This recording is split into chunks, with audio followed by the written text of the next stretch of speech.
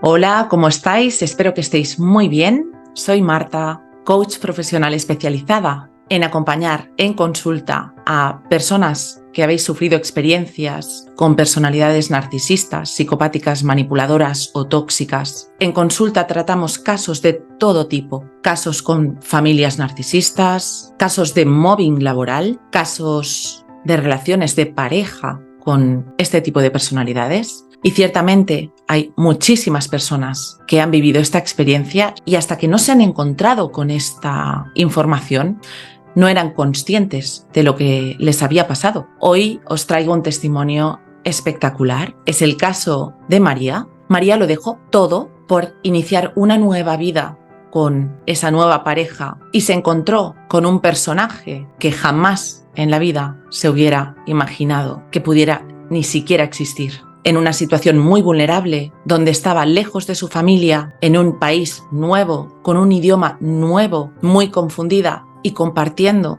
un hijo. Y como veremos durante su testimonio, se encontró en situaciones muy complicadas, como es el compartir un hijo con una personalidad de este tipo. Ese personaje tenía contactos y, por supuesto, la ventaja de estar en su propio país. Hoy veremos de lo que son capaces este tipo de personalidades. Hablaremos de cómo ejercen esa violencia vicaria que consiste en utilizar a los hijos como un instrumento para dañar a la otra parte. María sufrió esto y muchísimo más. Es un testimonio duro, pero que nos aporta muchísimo, un gran aprendizaje y que esperemos que pueda llegar a muchas personas, ya que constantemente cuando se comparten hijos en estas situaciones, las víctimas se encuentran absolutamente desamparadas. Y en este caso, cuando hablo de víctimas, hablo tanto de la madre como del hijo. Veremos cómo la justicia no solo no la ayudó, sino todo lo contrario. Es un caso que no os podéis perder y le estoy a María muy agradecida por este testimonio. Os recuerdo que si necesitáis ayuda profesional, podéis poneros en contacto conmigo escribiendo un email a comunidadtae@gmail.com para pedir una consulta privada online. También os recuerdo a todos los que queréis dar vuestro testimonio que enviéis un email a la misma dirección. Como siempre, os agradezco vuestro apoyo, vuestros comentarios, vuestros likes, que ayudan semana a semana a ir llegando a más personas, y por ello estamos logrando que muchas personas que estaban tan confundidas y ni siquiera eran conscientes de lo que estaban viviendo empiecen a entenderlo. Si quieres seguir estando informado o informada y todavía no lo has hecho, te animo a que te suscribas y, como siempre, a todos los que podáis, os veo en el chat en directo, donde los viernes nos encontramos y podemos hablar con una cercanía muy bonita. Y ahora sí, y sin haceros esperar más, vamos con nuestro testimonio de hoy. Bienvenidos y bienvenidas a la comunidad TAE. Empezamos.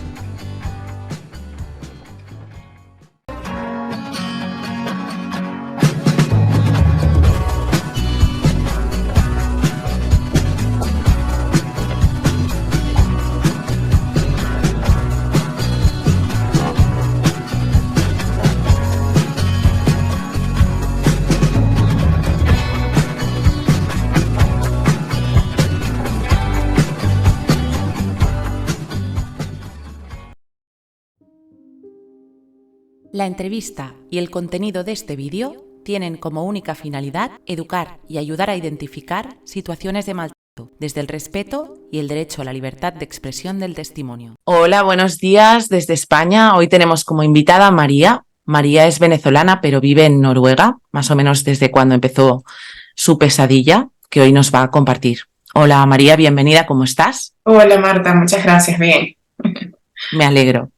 Bueno, María, cuando quieras, adelante con tu testimonio. Muchas gracias. Sí, tengo viviendo ya en Noruega hace 13, 14 años más o menos. Estoy aquí porque me casé con un noruego, el cual conocí por internet, en estas aplicaciones, ¿no?, que conocemos.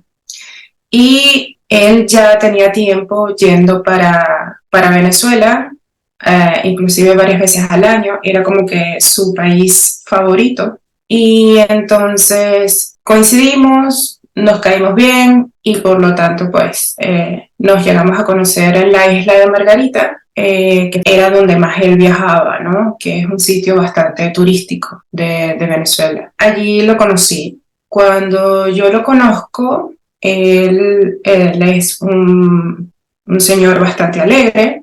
Él nos lleva como 7, 8 años más o menos. Él es muy alegre, muy vivaracho, muy simpático, cae muy bien, tiene esa carisma, ¿no? De caerle bien a las personas, es muy sociable, saluda a todo el mundo, ¿no?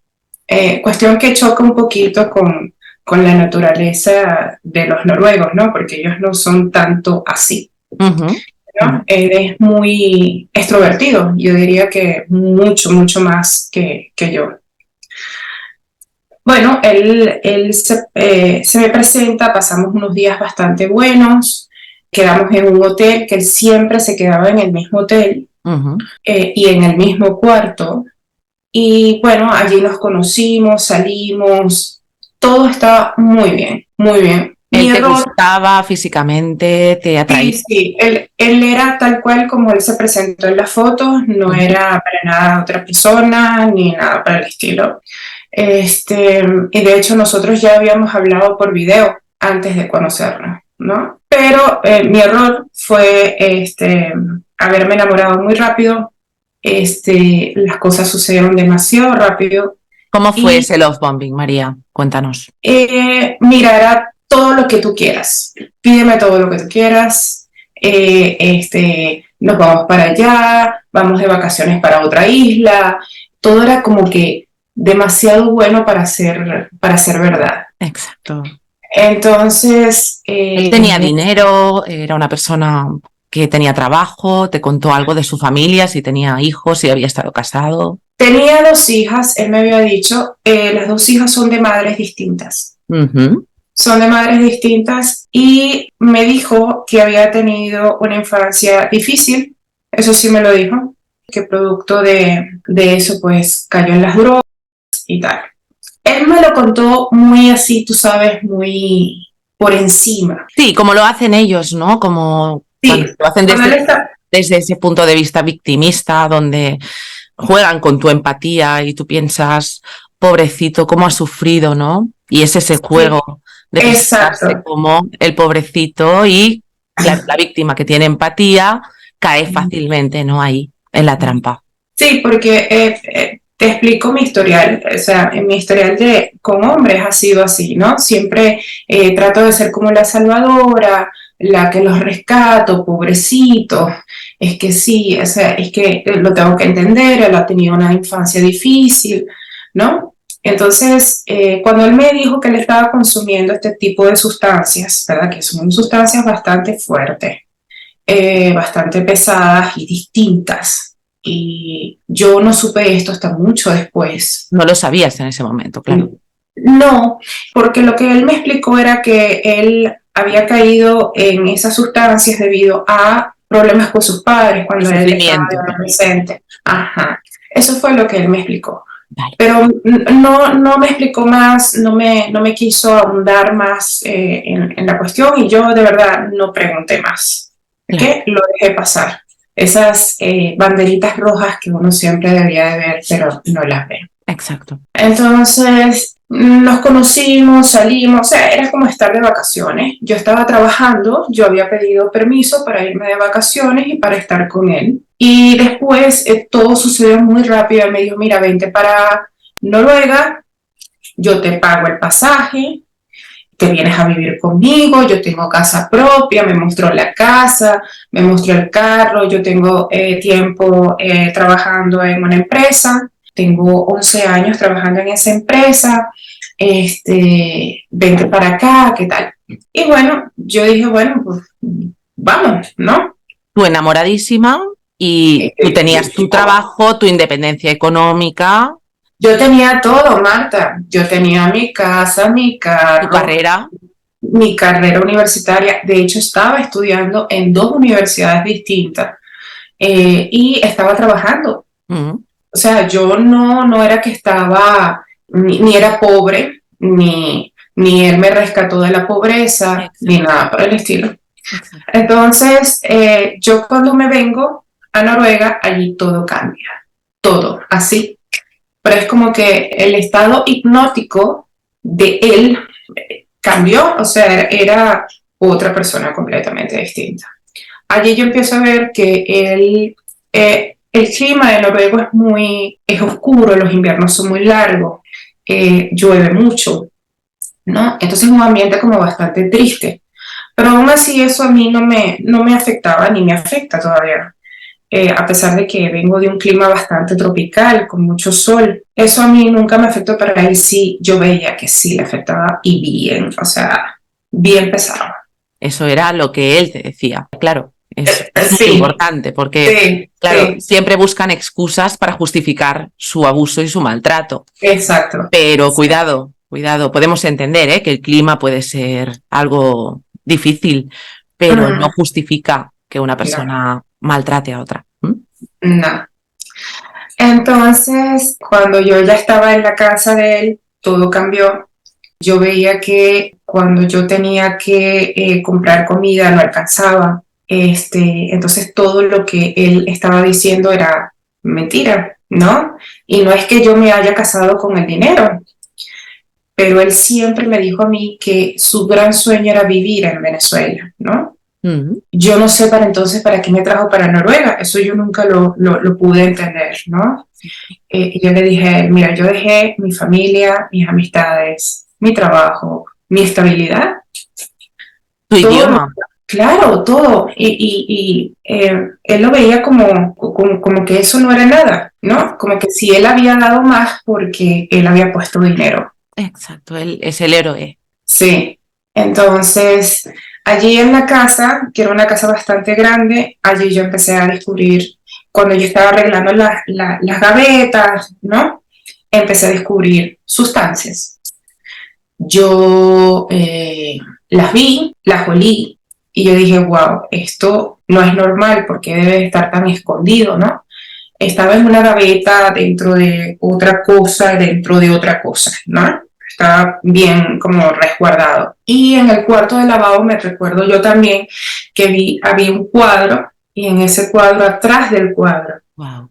estaba un poco de sustancia también allí, ¿ok? ¿Cómo yo descubrí eso? Mira, es que yo estaba moviendo el cuadro, o sea, ¿quién mueve un cuadro? Nadie, nunca, ¿no? Entonces, yo moviendo el cuadro y cae la cuestión, la sustancia. Entonces, allí fue donde yo le empecé a preguntar qué era lo que estaba pasando, qué es esto, si él está haciendo eso.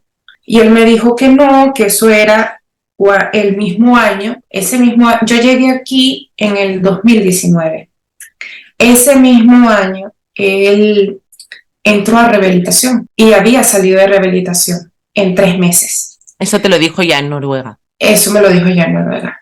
Después me enteré, mucho tiempo después, que él le había pasado otras cosas con otras personas. Él me dijo en ese momento que él no tenía relación con sus padres, que él tenía bastante distancia con sus padres porque él había tenido una infancia difícil. O sea, siempre te agarran por ese tema donde tú como que eres más débil, ¿no? Porque se sientes pobrecito, ¿no? El pity play, tan característico. Sí, entonces el tipo carismático, amable, sociable ya no estaba. Él se volvió poco a poco bastante depresivo. Él dijo que él quería volver para Venezuela y yo le dije, ¿y de qué vamos a vivir? Porque yo ya mi trabajo, yo ya lo entregué. Dime tú de qué vamos a vivir, porque allá o sea, es un país difícil. O sea, ahorita está más difícil, pero en ese momento estaba complicada. No tan complicada como ahorita, pero sí estaba empezando como a sumarse esos rasgos así económicos que está sufriendo ahorita Venezuela. Entonces, yo le dije, mira, hay otros tantos países, si te quieres mudar para otro país, muy bien, o sea, el único país donde hace calor no es Venezuela, ¿ok? Sí, es por el clima, el sol, la cosa. Y no, él estaba empeñado en que era para Venezuela, que él quería irse para Venezuela. Se volvió como un muchachito chiquito y malcriado. Sí, que no puedes razonar con ellos, ¿no? Ves que parece que estés hablando con un niño, intentándole explicar los motivos, ser razonable y no puedes, ¿no? Incluso mi mamá se lo dijo, estos no son momentos para venir a invertir a Venezuela, le dijo ella. Quieren se van para otro país, más estable, pero él no aceptaba eso. Las hijas las tenía él cada fin de semana y a mí lo que sí me llamaba la atención es que cuando él iba para Venezuela de vacaciones antes de conocerme a mí y después de mí, él nunca se llevaba a sus hijas. Él siempre estaba solo, ¿no? Y claro, solo para poder hacer lo que él hacía, poder consumir, porque eso después yo lo descubrí. Una vez, ya yo estando embarazada, porque quedó embarazada bastante rápido, que eso fue otra de las cosas que él me dijo, que yo quedé embarazada porque lo engañé, porque yo no me tomé las pastillas y porque las pastillas las consiguió debajo del sofá. Entonces, por lo tanto, yo como que las estaba escondiendo para no tomármelas. Y eso no era cierto. No, por supuesto que no. O sea, de hecho, yo no quería estar embarazada en ese momento. Claro, 3 meses. 3 meses de relación. Pasó todo demasiado rápido. Y yo asumo mi responsabilidad. O sea, no, yo también asumo mi responsabilidad. Cuando yo salgo embarazada, volvemos otra vez para Venezuela. Y esta vez él se trae a 3 amigos noruegos. Esos 3 amigos noruegos, yo no sabía quiénes eran ellos. Habían unos que él me decía que eran clientes de él, de la empresa. Cuando ellos llegan allá, ellos se quedan en otro hotel distinto al de nosotros, ¿no? Y entonces hubo una noche que nosotros salimos y claro, yo estando embarazada, te podrás imaginar, ¿no? Yo me canso rápido, me da sueño y era ya de noche, eran como las 10 de la noche, algo así, y nosotros estábamos como no en una discoteca, pero sí era un bar con música al lado de la playa, allá en la misma isla donde yo lo conocí. Y yo estoy hablando y entonces de repente yo lo veo a él conversando por teléfono y al rato llega alguien que yo me le quedo viendo y yo digo, a mí me parece muy raro ese señor. Entonces llega él con la novia. Uno conoce su propia gente, ¿no? Uno sabe. Y tú dices, oye, esto me da mala vibra, mal todo. Esa intuición, que ya te va advirtiendo. Y yo le dije a él, mira, yo me quiero ir para el hotel. Si tú te quieres quedar, te quedas, pero yo me quiero ir para el hotel. Entonces él me llamó un taxi, yo me fui. Él no llegó, Marta, sino hasta las 3, 4 de la mañana del día siguiente. Cuando yo me levanto, cuando yo pasé la noche sola, cuando yo me levanto y veo, le reviso el teléfono. En el teléfono aparece que él, había unos mensajes con un tal, no me acuerdo el nombre de él, que era el mismo señor que yo te dije que sentía una mala como vibra. Y era él pidiéndole sustancias distintas para sus amigos. Yo no sabía dónde meterme. Yo decía, Dios mío, ¿y ahora qué es esto? Y había otro mensaje, yo no me acuerdo si era a otra persona o él al mismo señor que me dio mala espina, pidiendo los servicios de una mujer. Yo me quedo así como que... En shock. Sí, ¿qué es esto? Entonces, cuando él se levanta, yo espero que él se levante, pero yo me tenía que calmar. Cuando él se levanta, yo le pido una explicación y yo, mira, ¿qué es esto? O sea, primero llegas como a las 4 de la mañana, ¿verdad? No me pregunta si estoy bien, estoy mal, cómo me siento, porque yo, de verdad, o sea, el embarazo me pegó muchísimo. Yo todos los 9 meses me los pasé vomitando y muy mal. Y de hecho, yo no sé ni cómo me monté en ese avión. Y yo le dije, mira, ¿qué es esto? Y yo, no, es que eso era para mis amigos, ¿qué tal? Y yo, mira, esto aquí no es Noruega. Esto aquí es muy delicado. Si tú vas a andar haciendo esas cosas y alguien te consigue y la policía te consigue, mira, yo no sé qué es lo que yo voy a hacer. Yo no sé cómo yo le voy a explicar a tu familia, porque yo no sé cómo yo te voy a sacar de allí. Porque esos son delitos que cuando te consiguen, mire, Dios hizo ayuda para sacarte. Exacto. Entonces, banderas rojas porque no respetan las leyes y pasan por encima de ellas constantemente. Eso yo lo vi después que yo me divorcié. de que ese lado de a mí nada me pasa, yo estoy por encima de todo. Sí, ya lo ves. Yo puedo ser tan corrupto, burlarme de las leyes o malinterpretar las leyes cuando me conviene. Eso es. Él es así, y él toda la vida. El hecho de yo puedo hacer lo que quiera. Lo que quiera. Puedo cruzar todos los límites. Sí, él no le importa nada con tal de él beneficiarse de algo, de obtener eso que él quiere. No importa cuánta gente se tenga que llevar por delante. Exacto. Eso yo lo vi y me lo ha comprobado él a través de todos estos años. Lo has vivido, sí. Sí. A través de cortes, a través de juicios. Manipulando. Sí, él lo vio así como que yo estaba como que reclamándole mucho. Él no lo vio así como algo, simplemente algo que simplemente estaba haciendo yo como el contacto, ¿no? Para que ellos obtuvieran lo que ellos querían tener. Claro, te sentías. Yo no sabía tampoco que estas personas se la pasaban en esto. Es que yo no conocía a esta gente. Claro. Yo no sabía quiénes eran ellos, nunca los había visto. Sé que eran amigos de él, pero más nada. Y cuando él viaja, él se toma una pastilla y esa pastilla, no sé qué será, pero lo duerme. Es decir, tú no puedes tener contacto con él mientras estaba en el pleno vuelo. Él estaba en otra. Y a mí me daba mucha vergüenza, Marta, porque cuando él se levantaba, hablaba como cuando las personas, no sé, cuando tú estás consumiendo con esas sustancias que se te enreda la lengua. No estaba en sus plenas facultades, digamos. No. Y entonces hablaba duro. Y a mí me daba una vergüenza, Marta. Me daba una vergüenza porque estaba la gente escuchaba y yo me quería, no sé, que me tragara el avión. Pero eso aparentemente para él era normal. Yo nunca lo pude entender. Yo no sé por qué yo fui tan inocente, tan dejarlo pasar. Bueno, esta vez, él no le está haciendo daño a nadie. Exacto, esto se explica cuando entendemos que estás con un manipulador. Y lo que consiguen es eso, es hacerte ver que son de una manera que no son realmente. No. Es por eso la víctima se queda atrapada en esa fase de idealización y llega a crearse esa dependencia emocional. Y bueno, aquí está la trampa, donde queda atrapada, y por mucho que tu disonancia cognitiva ya te está diciendo hay cosas que no me gustan, la víctima quiere volver a creer que no, que es algo pasajero, que a lo mejor lo está pasando mal, que está estresado, y lo va justificando porque inicialmente ella ha conocido a una persona maravillosa.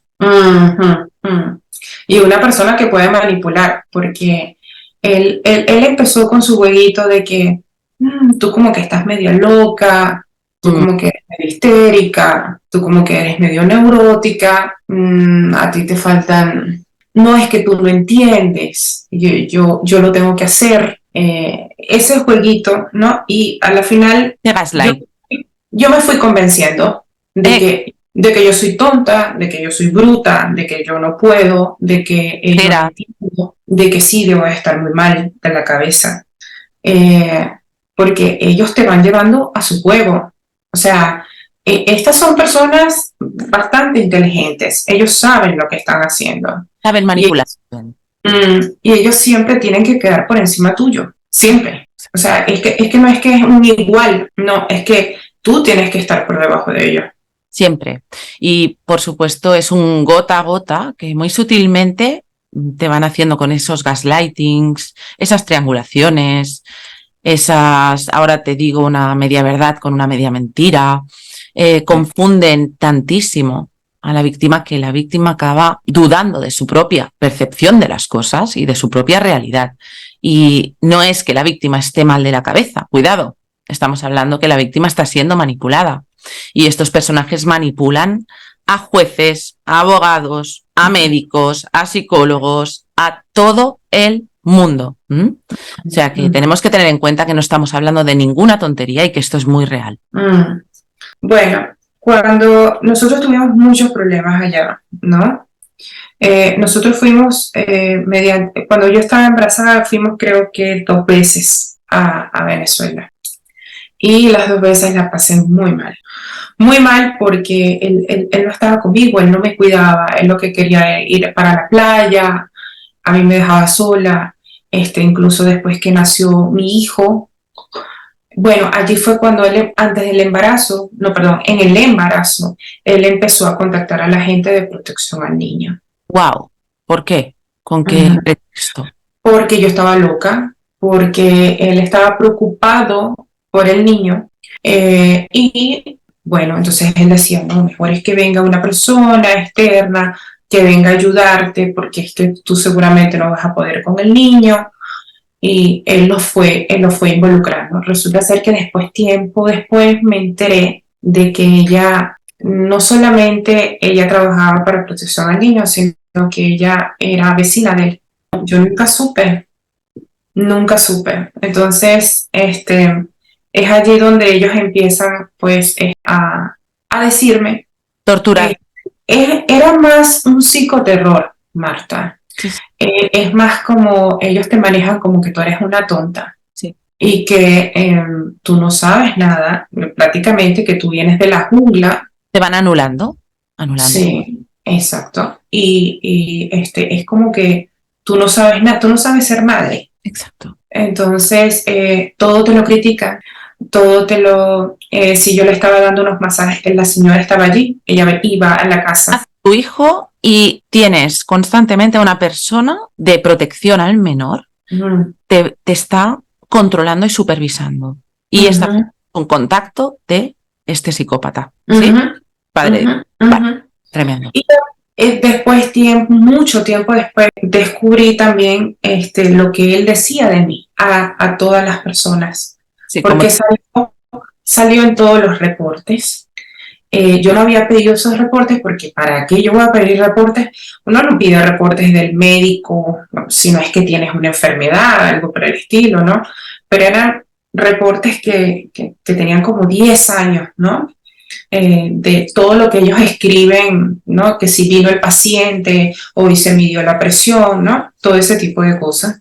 Y allí fue donde yo descubrí que prácticamente el reporte de lo que se llama aquí el médico de cabecera eran llamadas del padre. Wow. Eran llamadas del padre hacia el doctor diciéndole, hoy ella está así, hoy ella está histérica, hoy ella está haciendo esto, estoy preocupado por el niño. Todos eran llamadas de él, aun cuando yo me podía comunicar con el doctor en inglés.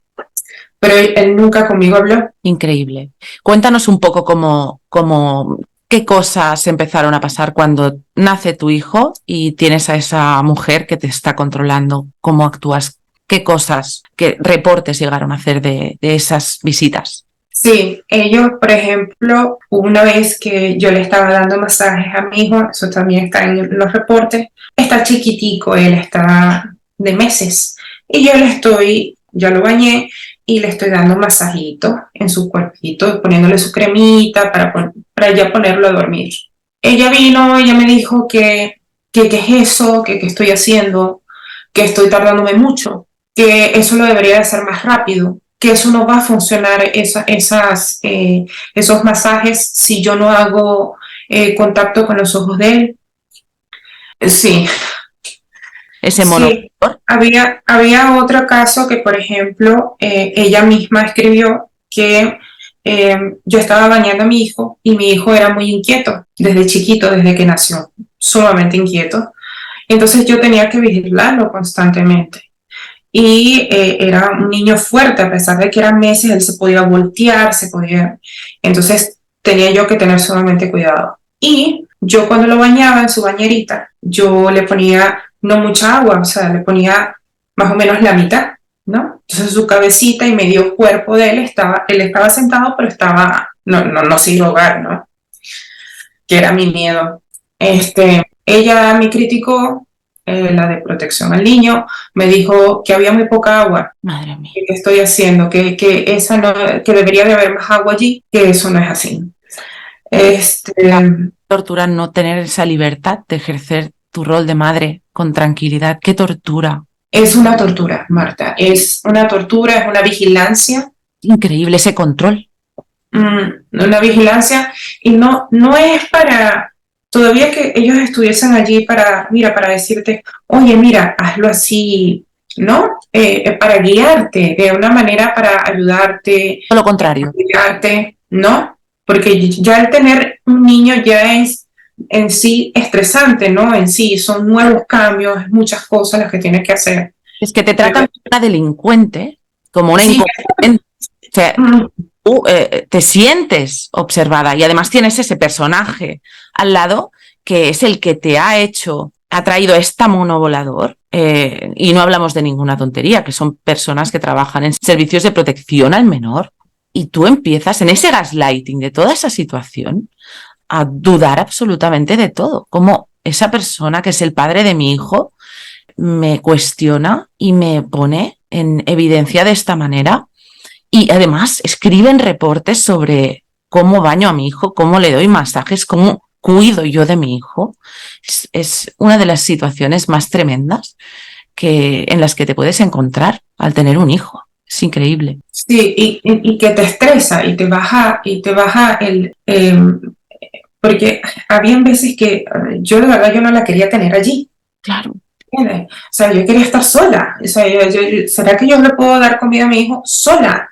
Ser libre. Sí, y entonces, por ejemplo, la mamila, ¿no? Había estado en la mesa y yo lo tenía a él aquí.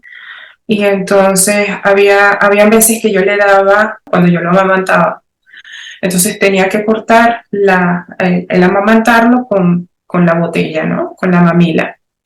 Y entonces ella me decía que así yo no lo podía amamantar. Ellos estaban muy pegados en que tenía yo que tener contacto con los ojos del niño. O sea, eso es estar así y estar viendo al niño.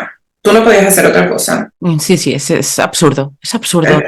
Entonces tú dices, pero Dios mío, pero ya va, pero es que yo veo las otras madres y es que nadie se comporta así. Entonces ustedes me están pidiendo hacer algo que o sea, prácticamente que nadie lo hace. O sea, y aun cuando tú hagas las cosas que ellos te piden, está mal hecho. Eso es, aquí está el tema, aquí está. Está mal hecho. O Nunca sea, es suficiente. tú Fuerzas para, a ver, vas con ese miedo, imagínate, claro, no eres libre para interactuar con tu hijo, te están observando, lo sabes y claro, tienes miedo. Es como cuando vas a un examen y tienes al profesor que te está vigilando. Es que es lo mismo, ¿no? Y entonces, por supuesto, los nervios influyen. Tú no puedes relajarte, no puedes estar tranquilo. Para nada. no, Y eso también influye en la lactancia materna. Cuidado, porque eso es importante. O sea, una lactancia sana implica que la madre esté relajada, que esté tranquila, pero es que así es imposible. no, es imposible. Bueno, la mamila, entonces se la iba a dar otra vez y ella me dijo, yo creo que tú deberías de calentar la mamila, porque yo creo que ya la leche ya se puso fría. Increíble.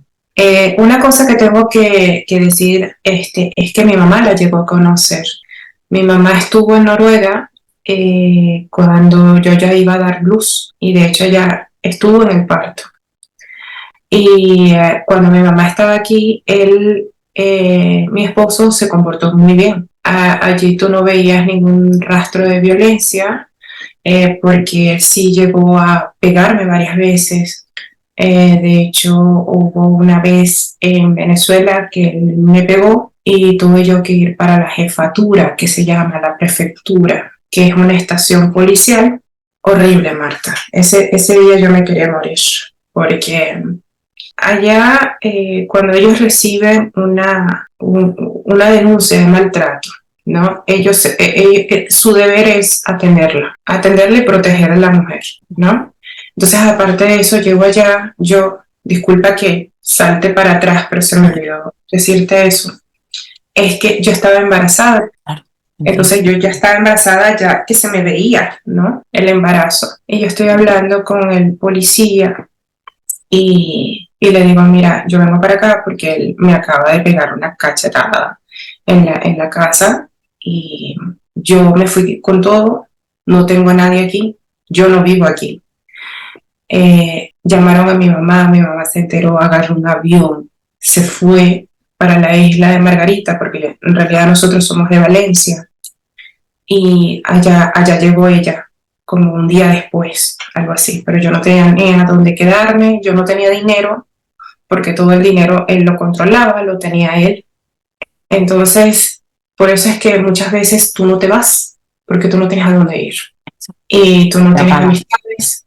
Y a pesar de que yo estaba en mi propio país, ¿no? Lo que pasa es que, claro, yo estaba allí, de alguna manera me sentía protegida hasta cierto punto, ¿no? Porque es mi idioma, es mi gente, es mi país, ¿no? Ellos me dicen, bueno, mira, te tenemos, ¿dónde está él ahorita? Y en la casa debe de estar. Vamos para allá, porque lo iban a buscar. Y entonces a mí me montaron en una patrulla y vamos. Y yo les dije, mira, si no está en el hotel, debe de estar en un apartamento que él se compró. Y entonces fuimos para el hotel, se baja la policía, preguntan por él.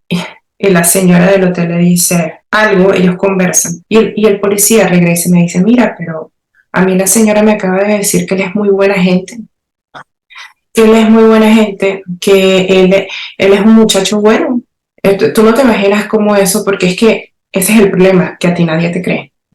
Nadie te cree porque todo el mundo lo que creen es esa fachada que ellos dan, ¿no? Porque él tiene una manera de ser que cuando, por ejemplo, si él habla contigo, él es muy carismático contigo y muy simpático, pero entonces después cuando está hablando conmigo, está a solas conmigo, me dice, no, pero es que Marta es insoportable, ¿no? Sí, así es como le prenden fuego a todo el mundo, ¿no? Pero nadie sabe lo que él en realidad piensa de esa gente, ¿me entiendes? Pero él los manipula para lograr eso que él quiere. Esa fachada que tienen, que son personas buenas, responsables, y es todo lo contrario. Y además se presentan a la víctima como el salvador, yo te protejo, yo tengo casa, yo tengo todo, cuando en realidad son el verdugo.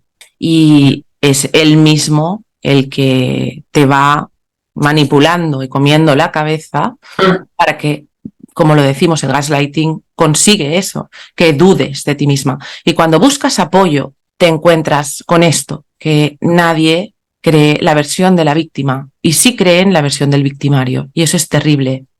Te deja totalmente impotente, totalmente impotente. Y en tu propio país, además, en tu propio país. Imagínate. Y totalmente desarmada, porque, o sea, ¿qué iba yo a decir, no? Porque, claro, o sea, no fue que me dieron unos golpes, y entonces estaba yo toda morada. Tú hasta que no tienes el ojo morado, no son suficientes pruebas, ¿no? Es su palabra contra la tuya. Y la palabra de un psicópata sabemos que normalmente gana. Entonces, no le encontraron allí en el hotel, entonces nos fuimos para el apartamento que él había comprado, que de hecho yo lo ayudé a comprarse ese apartamento, ¿no? Porque era su gran sueño, ¿no? Tener algo en Venezuela. Fuimos para el apartamento, lo consiguieron, vino otra patrulla, a mí me llevaron otra vez para la estación y después a él lo trajeron. Y más atrás vino un amigo de él, que también es noruego, y su novia, que era colombiana. Ellos también estaban allí. Yo entro para hablar con el jefe de policial. Mira, eso es un submundo, Marta, ¿no? Las cárceles venezolanas. Entonces tú sabes que en la estación policial hay calabozo, ¿no? Donde cierran a los presos que están siendo investigados, ¿no? Para ver qué es lo que va a hacer. Y yo estoy en la estación policial, estoy contándole al recepcionista, que también es policía, lo que pasó, y entonces a él lo sientan. Y al lado está el calabozo, al lado. Y están todos los presos gritándole, tráiganlo, métanlo adentro, ya sabemos qué es lo que tenemos que hacer con él. Mira, Marta, yo estaba de los nervios, porque mi intención, aun cuando él me haya pegado, no era que lo matase, Marta, porque yo no podía vivir con eso. No, claro. Ni que lo fuesen a golpear, yo tampoco puedo vivir con eso. Entonces, o sea, era, no, entonces los presos decían, pero reconócele al niño, le gritaban a él, ¿no? Debe ser que ellos pensaban que él no quería reconocer al niño, algo, ¿no? Y a mí me hacen hablar con el jefe de la estación policial. Yo voy y entro primero y hablo con él y le explico. Mira, tuvimos una pelea y él viene y me pega. Y yo, para salirme de esa situación, agarré mis maletas y me fui. Pero yo no soy de aquí, yo soy de Valencia, yo le explico. Y entonces, yo voy a hablar con él, pero tú te quedas aquí. Y entonces lo hace entrar a él, entra. A todas estas, él, como los presos le estaban pegando gritos. Él entendía algo de español, algo. Y entonces él me gritaba a mí, pero vamos a resolver esto entre tú y yo. Este pity play, ese numerito de víctima, los numeritos que montan, ¿eh? Ahí sí se le bajaron los humos, ahí sí no me quería pegar, ahí sí nada. Claro, es un show. Entonces cuando él habla con el policía, entonces el policía le dice, pero ¿por qué le pegas? Aquí hay leyes en este país. Él me defendió mucho, eso sí lo tengo que decir. El jefe policial, él dijo, mira, aquí se cumplen las leyes venezolanas y aquí tú no le puedes pegar a ninguna mujer. Cero de andarle levantándole la mano a una mujer, le dice el jefe policial. ¿Tú me estás entendiendo? Entonces él, mira, con la cara de más buena gente. Corderito degollado. Sí, totalmente. Sumiso, no decía nada, Marta. O sea, era como, sí, está bien, ajá. Eso era todo lo que él decía. Y yo le dije, si yo procedo, eso quiere decir que él va a entrar allí, en esa... Y yo sí, lo más posible, que él entre allí mientras se estén haciendo las investigaciones, mientras se tome el acta de lo que tú quieras decir y tal. Mira, Marta, yo dije, yo no puedo ponerlo allí. No puedo hacerle esto. No puedo. Yo no puedo, o sea, yo no puedo ponerlo con esos delincuentes. Yo no puedo tener eso en mi cabeza de que al padre de mi hijo yo lo puse en una mala situación, en un país donde no es el suyo, donde no es su idioma. Es lo que hacen las víctimas, justificar. ¿Por qué? Porque tienen idealizado a ese personaje y les da pena, porque es un pobre hombre que ha sufrido mucho, no te olvides. Sumamente complicada mi situación. Cuando yo salí, yo vi a los amigos, vi al amigo noruego y a la otra muchacha, y me vieron saliendo llorando, pero mal, y ella me dijo, María, ¿estás bien? Yo le digo, no estoy bien. ¿Quieres hablar? No, yo no quiero hablar con ustedes. No, Marta, porque ellos no dejan de ser amigos de él. Ellos no son amigos míos, ¿me entiendes? De hecho, yo a ellos dos los conocí por medio de él. Entonces, yo lo que quería era irme para mi casa y esperar a mi mamá a que llegara. Mi mamá llegó a un hotel y yo después fue que me fui con ella. ¿Qué fue lo que pasó con él en esos días? Yo no sé si él se fue a vivir con su amigo, no lo sé. ¿No tiraste adelante la denuncia? No. Y te vas con tu mamá. Vale. Yo me quedo a vivir un tiempo con mi mamá, o sea, en el hotel, y ella me dice, mira, yo voy a hablar con él. Yo voy a ir a hablar con él, y bueno, mi mamá no sabe inglés, mi mamá lo único que sabe es español. Y ellos se encontraron en un café, se encontraron mi ex marido, mi mamá y el amigo que había estado en la estación policial. Y de una vez él viene y le dice a mi mamá, tu hija lo que está es loca. Y él viene y agarra unas pastillas, que eran unas pastillas antidepresivas, que me las había mandado el médico de cabecera. ¿Por qué te había mandado esas pastillas? Porque él me dijo que yo estaba deprimida, y que por lo tanto yo tenía que tomar esas pastillas. Vale, o sea, él ya te está influyendo para que hacerte creer que estás mal de la cabeza, que necesitas un psiquiatra para que te empiecen a... Fíjate cómo van montando todo, qué calculado está todo, fíjate, y cómo lo van utilizando.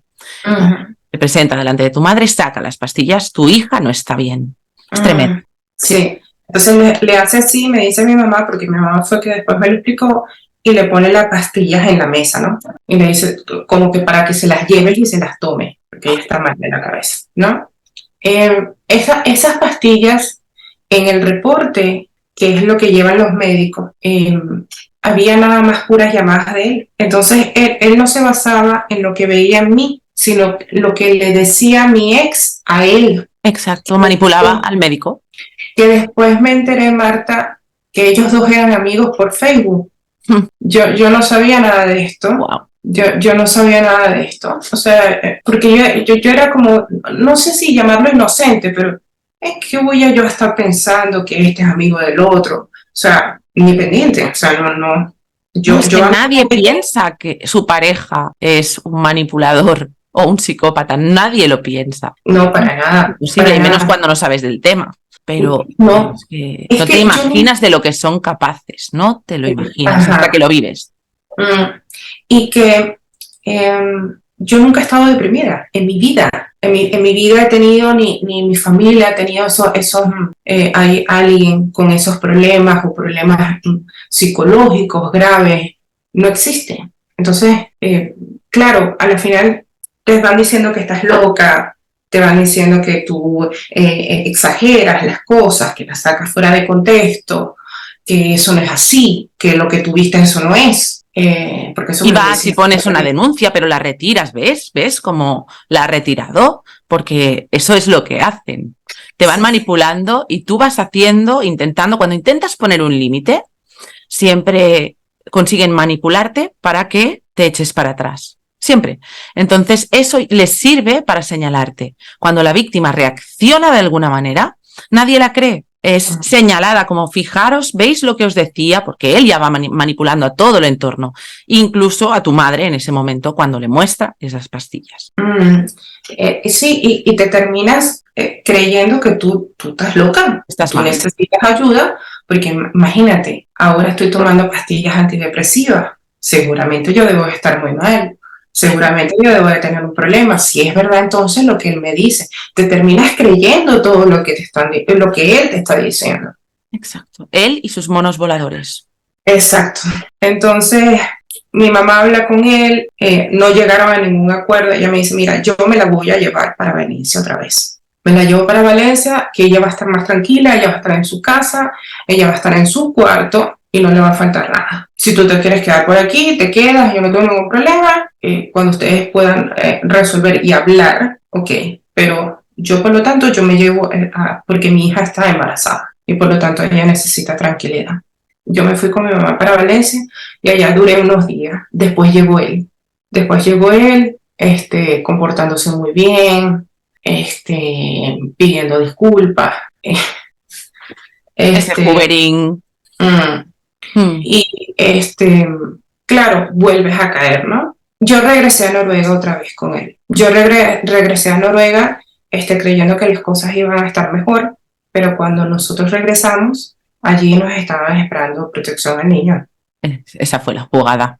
Entonces, aquí en Venezuela no tengo tanto poder, fíjate, me la llevo donde sí. tengo a la gente controlada y manipulada. Y es cuando empezó todo ese control con tu hijo y contigo. Y ellos siguen y ellos se quedan hasta que el niño nace. Mi mamá, de hecho, llega a conocerla, a la que estaba visitándonos después de que el niño nació, porque mi mamá dijo que ella me quería cuidar, ¿no? Mientras yo estaba, después de haber dado luz, quería ver a su nieto también. Y ella se quedó con nosotros 3 meses, casi 3 meses en la casa. Y él allí, nada. Pero ella sí veía algo muy sutil, ¿no? Un grito aquí, así como una cuestión de obedéceme, ¿no? Ella sí las veía, ella sí se daba cuenta, y ella me lo decía. Y este no es el señor que yo conocía allá en Venezuela, porque de hecho él llegó a conocer toda mi familia. A mi familia le cayó buenísimo. Claro. Todos estaban sumamente simpatiquísimo, extrovertido, ay, qué chévere, y él sí es alegre. Es lo que hacen, meterse en el bolsillo a todo el mundo para tener controlada mejor a la víctima. No, y después para dejarte a ti como loca. Exacto. Porque entonces después, cuando tú empiezas a sacar la realidad de lo que tú estás viviendo, nadie te cree. Eso es. Porque ellos te dicen, pero ya va. Pero yo la persona que conocí no es la misma persona que tú me estás contando. Y eso lo viví no nada más yo, lo vivió a él, el otro. Entonces, por lo tanto, la loca quieres tú.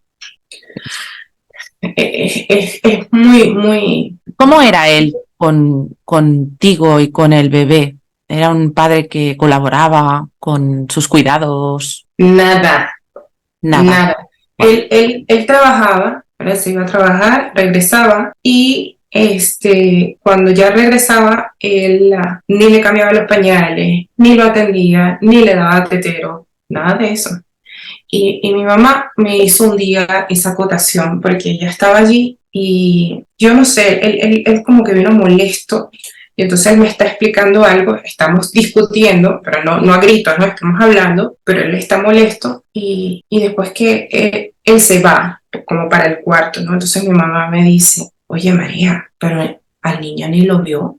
Lo tenías en los brazos y ni lo vio, en vez de saludar a su hijo. O sea, independientemente de que él esté bravo, que salude a su hijo. Pero él nunca, Marta, ni de levantarse para ver al niño, ni si lloraba.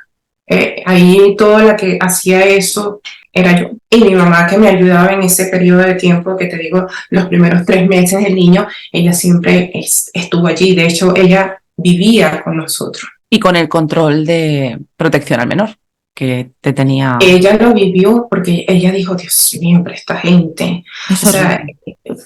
mira, te sientes invalidada, Marta, como persona y como madre, porque ese tipo de ayuda, que ellos lo enmascaran como una ayuda, no Totalmente. es ayuda, es un control. Y es un Y control... es un abuso, ¿eh? Es un abuso. Lo que te hicieron fue abusivo. Claro, y aparte de Totalmente. eso, yo no sabía, Marta, porque como te dije, yo nunca pedí los reportes de eso. Nunca, nunca. Yo estaba completamente ciega, ¿no? Porque Dejándote llevar, María, como podías en ese momento. yo no sabía cuáles eran mis derechos, qué era lo que yo tenía que hacer. ¿A quién le pido ayuda, Marta? Si yo no sé el idioma, yo no tengo amistades aquí en Noruega, o no tenía, perdón, para ese entonces. Estás Entonces, en una situación muy vulnerable, María. total. Entonces, tú te crees lo que te dicen. Entonces, esta me está diciendo que yo estoy loca, él me está diciendo que estoy loco, el otro me da pastillas, tal, no sé qué. De hecho, Marta, cuando yo le decía algo a él y estaba estresada, yo le decía algo, entonces él me decía inmediatamente, ¿te tomaste las pastillas? Wow. Como diciéndome, tú necesitas las pastillas, porque si estás así, eso es que tú no te tomaste las pastillas, joven. Gaslighting. Y me las hicieron tomar, eso era todos los días, mientras estaba embarazada, que yo preguntaba, pero eso no le hace daño al feto. No, que va a hacer daño, no sé qué, tú lo necesitas, tú estás mal, tú estás deprimida, tal, no sé qué. Ok. Entonces, llega un momento en que nosotros tenemos una discusión, Marta, que ya es cuando mi mamá se va. Ella se va, se regresa para Venezuela. Y te quedas a solas con el monstruo. Tú no te imaginas, o sea, cuando se fue mi mamá, eso fue el cambio del cielo a la tierra. O sea, es una cosa que tú dices, o sea, de alguna manera perdiste a la única persona con la cual tú podías hablar, ¿no? Entonces, pocos días después, Marta, de eso, él empieza a llamar a las personas, empieza a decir que yo estoy loca, llega la señora de protección al niño, empieza a llamar a las ambulancias para meterme a un psiquiátrico. Vale. Yo no sabía para dónde iba, a mí nunca me dijeron nada. De hecho, hace la semana pasada, mi abogada descubrió que las personas involucradas que dijeron sí a ella que meterla en un psiquiátrico fueron esta señora de protección al niño, mi esposo, el doctor, pero el formulario no está completo, no está lleno. Entonces, todas estas personas no aparecen el nombre de ellas. Nada más aparece el nombre mío y firmaron y pusieron la fecha y la ciudad, más nada. Nadie se quiere como que hacer responsable de eso. Y la abogada dijo, ¿pero y quién la metió entonces? ¿Quién fue el que dio luz verde para que a ella la metieran? ¿Y bajo qué causa? A mí me mandan para un psiquiátrico, Marta. A mí me quitaron a mi hijo. Te separan de tu hijo. A mí me quitaron a mi hijo y me fueron a buscar con una ambulancia para mi casa. Me dijeron que empacara unas ropas porque sí, me iba. Él no estuvo, él no sé para dónde se fue. La señora de protección al niño era la que tenía a mi hijo en brazos. No me dejaron despedirme de mi hijo y a mí me montaron en la ambulancia. Entonces llego al psiquiátrico y me hacen como una revisión del cuerpo. Me preguntan, me hacen preguntas, yo contesto en inglés porque yo no sabía noruego en esa época, y me meten en un cuarto. Esos cuartos, Marta, como los que salen en las películas, ¿no? Que es un cuarto con la puerta, una ventana, donde tú ves al paciente, y como cada 15, 10 minutos alguien se asoma por esa ventana para ver qué es lo que estás haciendo.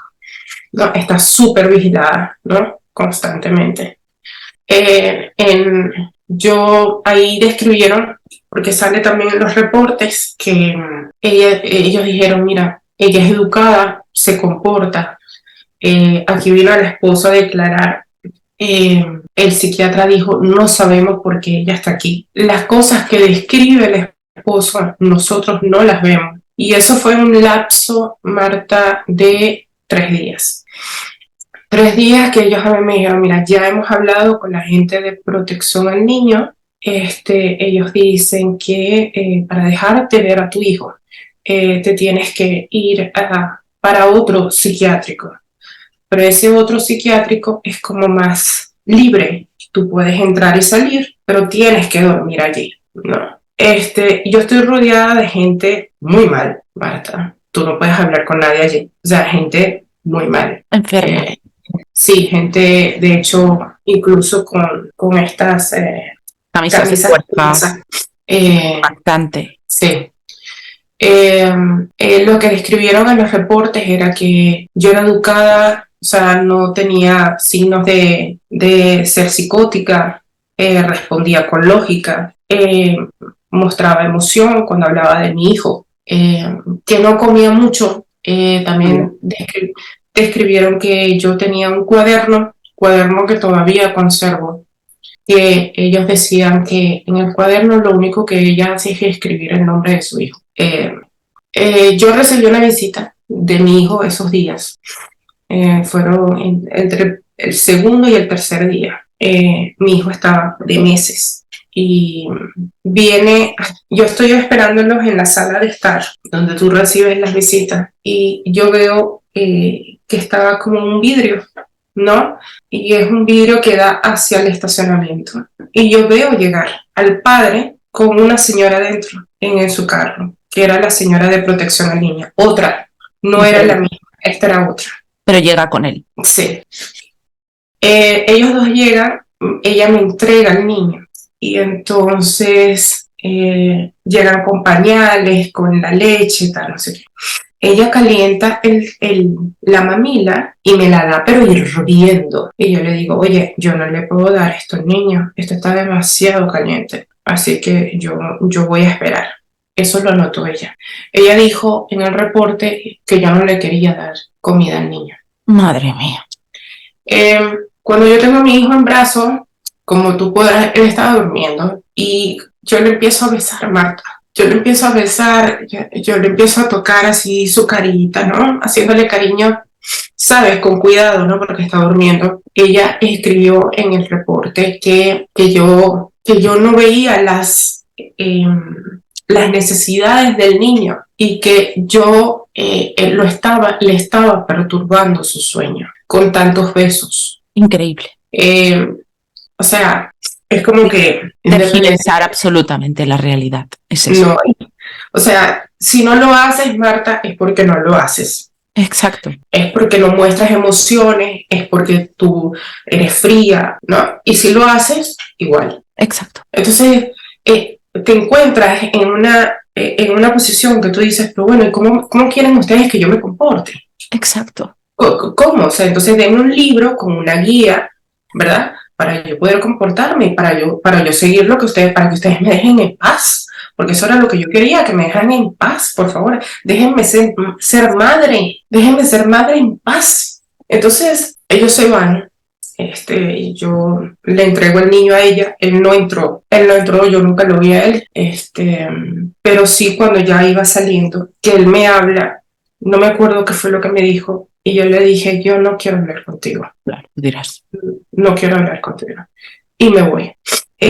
Protección al Niño dijo que mi hijo no podía estar allí en ese recinto conmigo, que no es sano para el niño, que por lo tanto el niño se tiene que quedar con su padre. ¿No? Y ellos escribieron, y eso yo nunca me enteré muchos años después, que ellos habían escrito que yo tenía protección al niño, que ellos no son psicólogos ni psiquiatras, que yo tenía problemas graves de personalidad, de mentales, basados todos no en lo que vieron, sino en lo que les dijo el padre. Exactamente. De hecho, el padre, me lo dijo el psiquiatra, él fue para allá, dio una declaración de cómo él me veía, tal, y por eso fue que el psiquiatra concluyó de que nosotros no vemos eso en ella. Ella ha estado aquí bajo una vigilancia permanente y nosotros en ningún momento ni ella se ha puesto violenta, ni agresiva, ni nada por el estilo. Claro, porque no era cierto. Me cambian al otro psiquiátrico, y es un psiquiátrico donde hay gente como un poquito como más normal, ¿no? Y disculpa la categoría que doy, pero no sé cómo clasificar esto. No te preocupes, se entiende. Igualito esto no es mi sitio, ¿no? Yo no me sentía como que esto era... Y allí tú tenías conversaciones con un psiquiatra, otro psiquiatra. Ese psiquiatra era un psiquiatra danés, y él me vio, me consultó, yo vivía en un cuarto igual, me conseguía a una enfermera que hablaba español, que eso es como ver el cielo en la tierra, porque tú dices, wow, me puedo comunicar en mi idioma, Dios. ¡Qué maravilla! Sí, entonces es como tener a alguien en la familia, ¿no? Allí. Exacto. Y las enfermeras en realidad conmigo se comportaron muy bien. Allí tú hacías distintas actividades, podías ir al gimnasio, podías salir, pero tenías que volver, pero tenías que decir para dónde ibas, cuándo ibas a volver posiblemente. O sea, estabas bajo supervisión, pero no era tanta la vigilancia, era un poco más abierto, ¿no? Es un estado de semi-libertad, pero sigues estando controlada. Ellos igualitos siguen haciendo reportes de cómo te ven, cómo te observan, siguen viendo lo mismo que el otro psiquiatra. El psiquiatra que habló conmigo, él escribió, y de hecho mi abogada lo contactó hace como un año, y él todavía recuerda mi caso, después de casi 12 años después. Y él decía, sí, yo me recuerdo de ella, yo me recuerdo del esposo, el esposo quería hablar conmigo, y yo le dije a él, usted puede hablar conmigo, pero usted va a hablar de usted. Usted no va a hablar de ella. Usted va a hablar de usted, de cómo está usted, y yo lo puedo escuchar y todo lo que se quiera. Pero usted a mí no me va a venir a decir que ella está loca, que no sé. O sea, él como que sabía por dónde iban los tiros. Muy bien, este psiquiatra. Muy bien. Ese psiquiatra me hace varias consultas. Por lo general eran 1 o 2 veces a la semana, dependiendo. Y junto con una enfermera que era como tu contacto. Las enfermeras por lo general te siguen a todos lados, ¿no? Comen contigo, se sientan en el mismo sitio para comer, hablan contigo. Ellas son las que también llevan como un reporte diario de qué es lo que tú haces, si dormiste, si pediste comida, etc. Y él vio que yo estaba tomando pastillas antidepresivas, ¿no? Que fueron las famosas pastillas que él le enseñó a mi mamá, sí. Y él me dijo, mira, basado en lo que tú me dices, ¿verdad? Yo no encuentro que tus reacciones sean anormales, sino sumamente normales de un ser humano que está pasando por una situación bastante difícil. Vamos a hacer una cosa, yo te voy a ir quitando las pastillas poco a poco, las vamos a ir reduciendo hasta que no tomes, porque yo quiero ver tu reacción si yo te quito las pastillas, para ver si en realidad hay sustento para que tú tomes las pastillas. Entonces, ese era el plan. Eso, a mí me dan como la mitad de una pastilla, después me dieron como el cuarto, algo así. Mientras tanto, pues tú socializas, juegas cartas, armas rompecabezas, o sea, no puedes hacer mucho más que eso. Claro. Vas a clases de pintura. Claro, esto es como, de alguna manera, como para ver cómo te comportas, ¿no? ¿Quién eres tú? ¿Cómo socializas con los demás, ¿no? Me imagino yo. Y de hecho, en una de las consultas estuvo la persona de protección al niño, la que mi mamá conoció. Y ella decía, y mi ex marido decía, que yo debía seguir quedándome allí, que yo no podía irme, que allí estaba yo mejor. A todas estas, yo no podía ver a mi hijo todos los días. Yo lo veía a él una vez a la semana. Yo estuve en ese psiquiátrico 3 semanas, más o menos, y ellos me fueron evaluando hasta tal punto de que cuando yo podía recibir visitas, las podía recibir sin que estuviese un personal de ellos en el sitio. Sin supervisión. Sin supervisión. Entonces, yo me dediqué a tejerle ropita a mi hijo mientras estaba yo allí, para consumir el tiempo, porque es que no puedes hacer otra cosa. Y ellos venían de visitas, ¿no? Yo trataba de hacer lo más posible, porque el padre estaba allí, aun cuando yo les dije a las enfermeras que yo me quería divorciar, que yo no quería y que me veía en una situación bastante complicada porque yo no tenía dónde ir.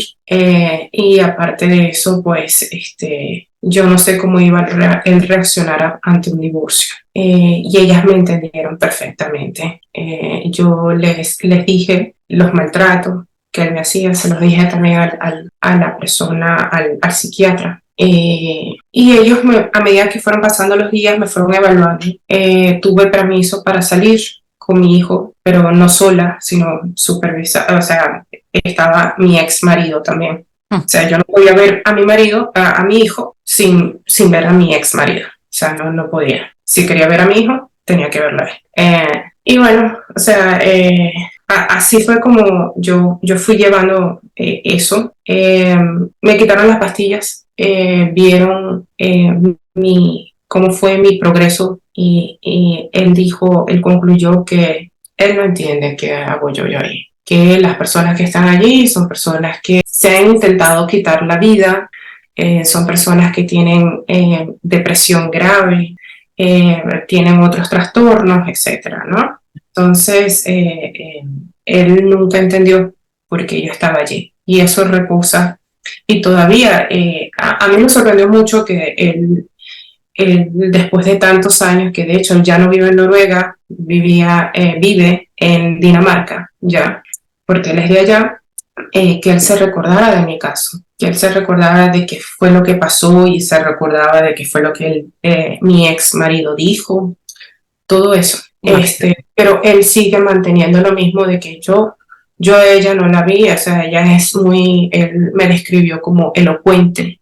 Cuando yo hablo, o sea, yo me imagino que es porque, bueno, como está tratando a otras personas que de verdad tienen ciertas limitantes, pues claro, ¿no? Él sabe hacer la diferencia. Exacto.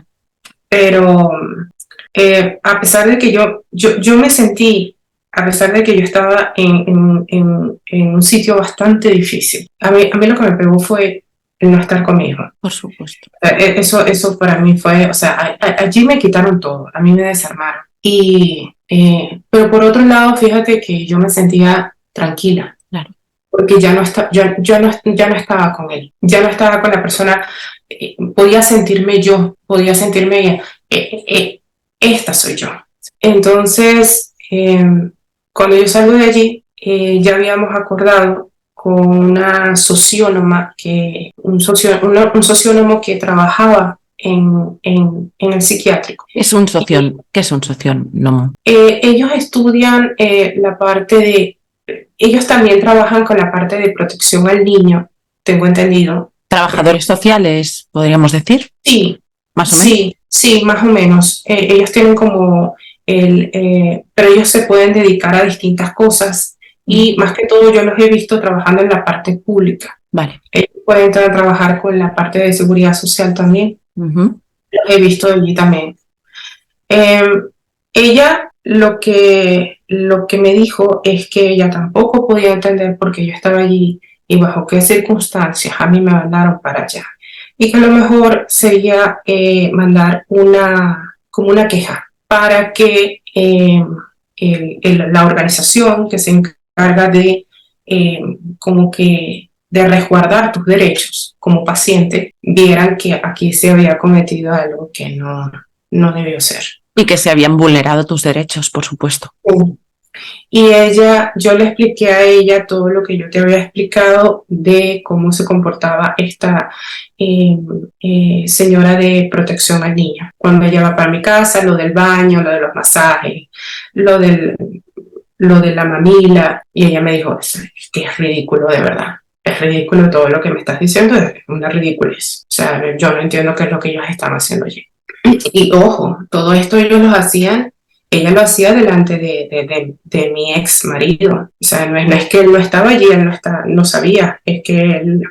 Y bueno, como anécdota, para decirte cómo es otra vez cómo ellos se comportan, ¿no? La fachada que ellos dan hacia el público.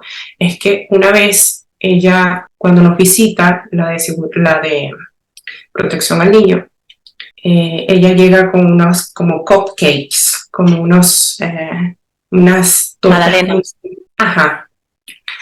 Y ella llega con eso hechas de moras. Y entonces se las da. Yo no quería nada con ella, Marta. Me imagino. Y yo ni las comí, ni se las... O sea, gracias, pero no gracias, ¿no? Él sí. Y él, de hecho, agarró una y se la comió. Y dice, wow, qué delicioso. Ay, se triangulaba con ella. Sí. Y con las magdalenas. ¿Y cómo te quedó esto? Ay, qué rico, te voy a pedir la receta. Cuando ella se va, él me dice a mí, qué asquerosa estaba. Él es así. O sea, sí. Él es así. Nadie sabe quién verdaderamente es él, porque o sea, es así como él le prende fuego a todo el mundo. Sí, haciendo el papel adecuado para cada persona que manipula. Exacto. Sí. Y obteniendo de ellas lo que quieren, ¿no? Lo que él quiere.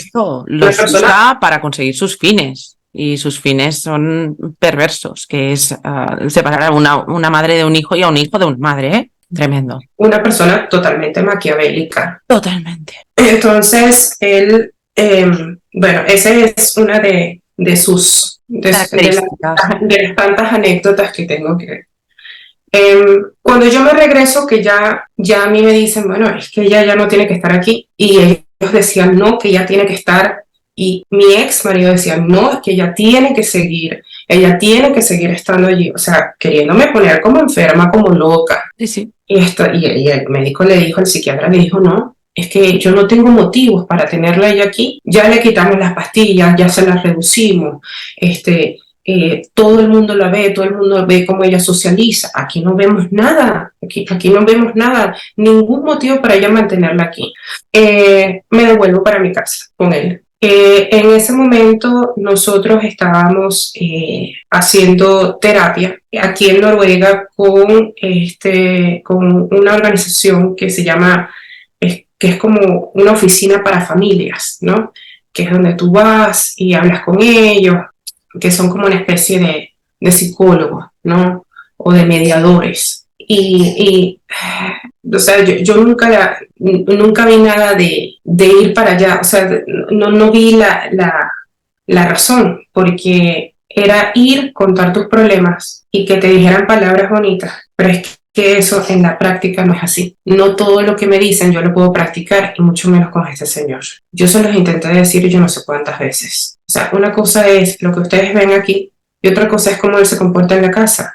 Exacto, la realidad. Porque yo les dije, o sea, aquí él se comporta como una persona sumamente preocupada por su hijo, que no quiere que le pase nada, pobrecito, yo hago lo mejor que puedo. Preocupadísimo por ti, también. Sí.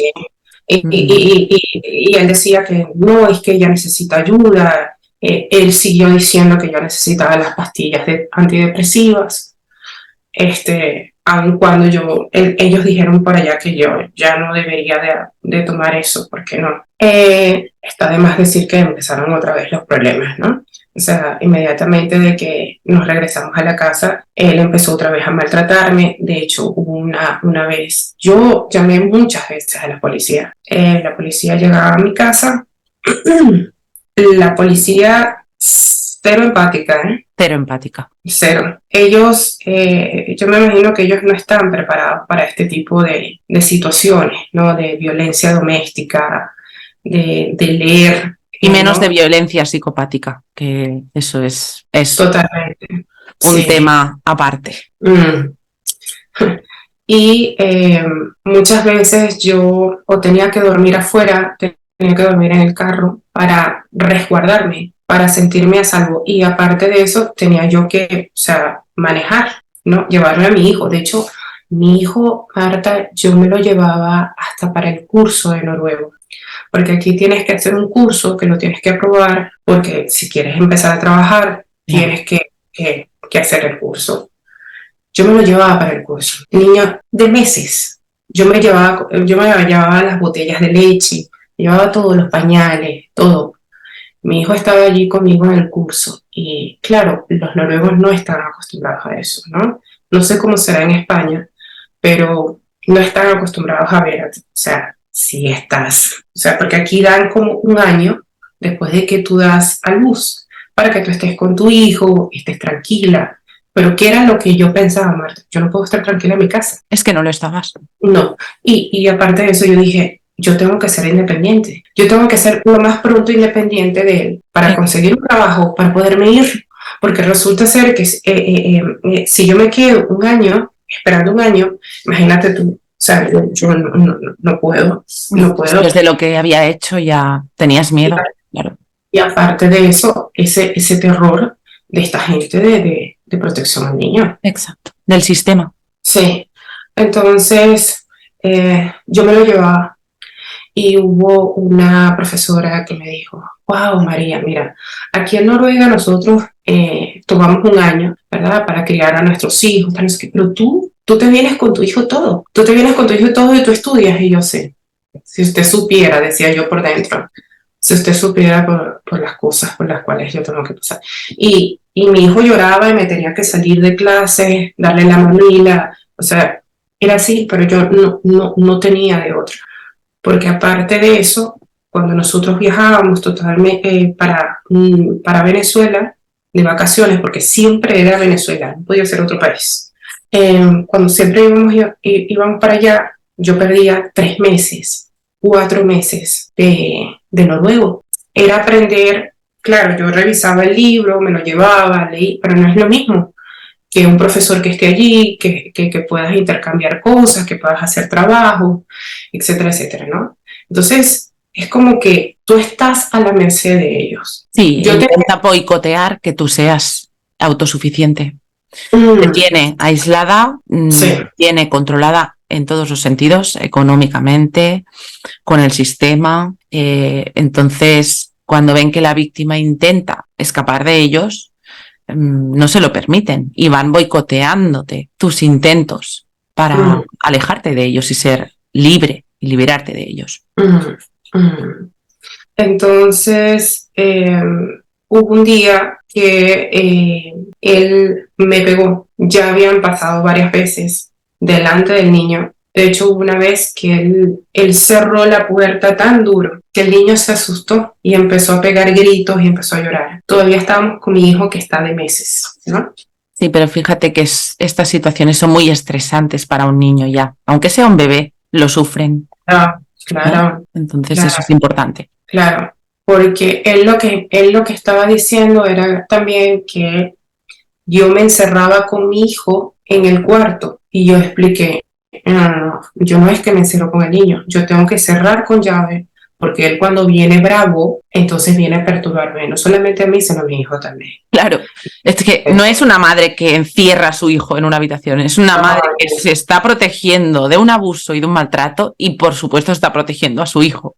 O sea, imagínate cómo cambiando ciertas palabras y el contexto se puede interpretar de otras maneras, pero claro, lo que estaba pasando y lo que él decía que pasaba era muy distinto.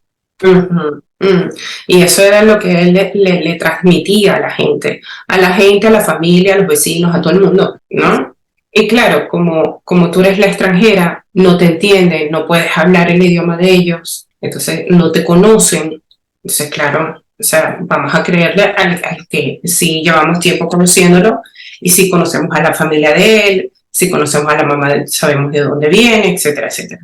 Claro. Y bueno, de hecho, yo cuando después, porque yo estoy en Bergen, ¿no? Estoy viviendo ahorita aquí y esta es una ciudad muy pequeña. Aquí todo el mundo se conoce. Aquí todo el mundo es el primo del tío del vecino, ¿no? Entonces, cuando tú dices un nombre, todo el mundo sabe quién es esa persona. Y a mí lo que me sorprendía era que cada vez que yo hablaba de mi ex, ¿no? Para explicar mi situación, más que no era para hablar mal de él, era para hablar de todo lo que yo había pasado. Sí, porque necesitamos ayuda, por supuesto. Intentas buscar esa ayuda en las personas que crees que te van a escuchar, pero las víctimas se sienten, como dices, no se sienten escuchadas, se sienten juzgadas y revictimizadas.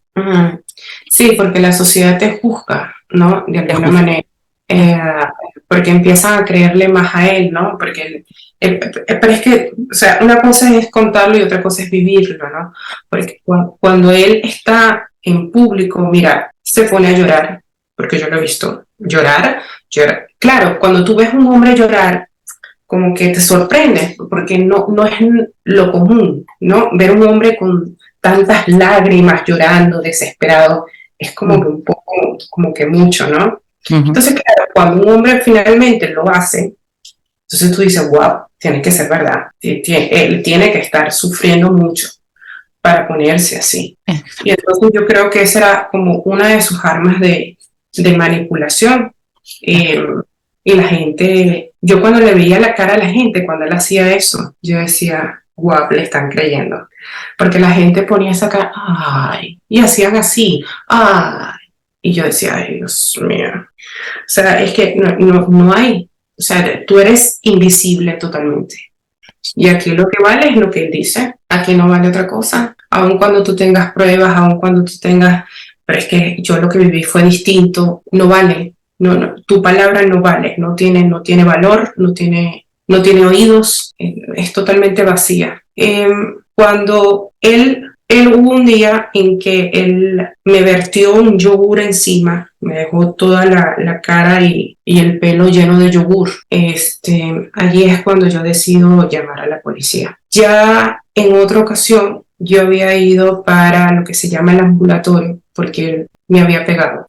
Y en ese ambulatorio a mí me dieron como un folleto de un refugio para mujeres. Un refugio para mujeres maltratadas aquí en Noruega. Después de esto del yogur, yo los llamo y les explico la situación. Él no está, estoy sola con mi hijo. Ya esto ya ha pasado varias veces, incluso ha pasado en mi país. Y aquí viene la policía, hace unas notas y después se va. Aquí no pasa nada y yo me quiero ir porque si no es así, no salgo porque yo no tengo dinero, yo no tengo nada, yo no tengo amistades aquí todavía. Y ellos me dicen, mira, te podemos ayudar, pero te tienes que venir para acá. Y yo les digo, pero ¿cómo? ¿Cómo si no tengo dinero? Yo no sé ni tomar el autobús, las llaves del carro se las llevó, ¿qué hago? Y ellos me dicen, mira, lo que podemos hacer es llamar una patrulla policial, explicarles el caso y que te trasladen con el niño. Así fue, llamaron a una patrulla, la patrulla me fue a recoger, llegaron 2 policías y mi hijo, la mayoría de la ropa era de mi hijo, porque era lo que más me importaba, que él tuviese ropita y pañales y todo. Ellos nos trasladaron hasta allá. La dirección es secreta. Esa dirección tú no la puedes dar bajo ninguna circunstancia, precisamente porque hay hombres que se aparecen por allá exigiendo que la mujer salga, tal, ¿no? Es un refugio exclusivamente para mujeres y para niños, mujeres maltratadas. Cuando tú llegas allá, llegas a algo completamente nuevo. Te toca una persona de contacto, que es la persona que se va a encargar de hablar contigo, de decirte cuáles son tus derechos. Ellos te dan como un abreboca, ¿no? De cómo es esto, de cómo va a ser eso. Aparte de eso, ellos te dicen que vas a vivir en un cuarto y ese cuarto tú lo tienes que limpiar. Además, las otras tareas de la casa, como hacer comida, limpiar el baño, entre ustedes se tienen que organizar para hacer y comprar la comida. Allí había muchos niños y a mí lo que siempre me sorprendió de haber vivido allí es que el 95% de las que estaban allí eran extranjeras. Son muy, muy pocas las noruegas allí, muy pocas. Y cuando entran, a los 2 días salen. Claro, yo me imagino que es porque ellas tienen familia, ellas se pueden ir a otro sitio, ¿me entiendes? Tienen esa ayuda, ese apoyo. Pero Las noruegas. Vale, claro. Pero cuando eres extranjera tú no tienes a nadie. Exacto. Y allá llegaban mujeres con el ojo morado, con el labio partido, llenas de sangre. Y había mujeres que, bueno, de hecho, las amigas que yo tengo vienen de allá, vienen de haber estado. Y a mí lo que más me sorprende es que muchas de ellas, la mayoría, estaban casadas con noruegos. Estaban casadas con noruegos y esos noruegos parecieran que tenían como el mismo patrón de conducta. Cuando ellas te cuentan su historia, se parece a la tuya, ¿verdad? Y entonces allí es cuando que tú empiezas a tejer, ¿no? A poner el rompecabezas en su sitio. Entonces tú dices, ya entiendo. Sí, sí.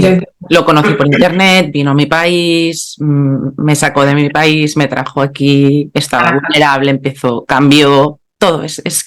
Son de libro. Son de libro. Eso me lo dijo una señora allí.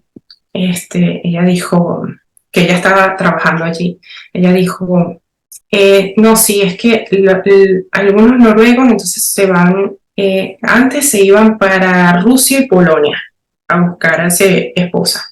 Entonces, después se fueron para Tailandia a buscar a esa esposa. Y ahora se están yendo para allá, para Latinoamérica, a buscar a esa esposa. Entonces, ella como que había entendido que es como un patrón de conducta.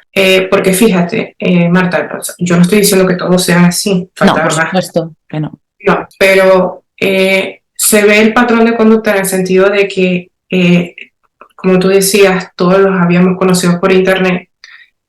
Pareciera que ellos no pueden conseguirse una mujer noruega, ¿no?